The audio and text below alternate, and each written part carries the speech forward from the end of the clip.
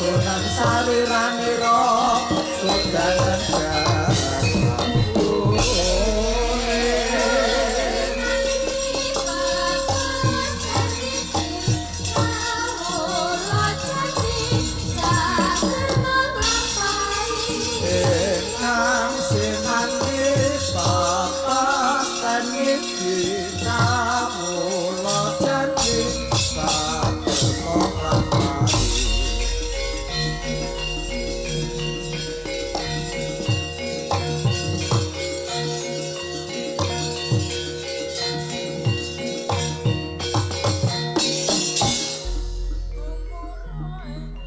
ubenging bumi 24 wektu ngliwati awan miwah wengi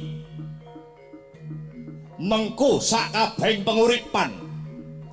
papane umat kang satuhu netepi dharma Surya Candra miwah Karatika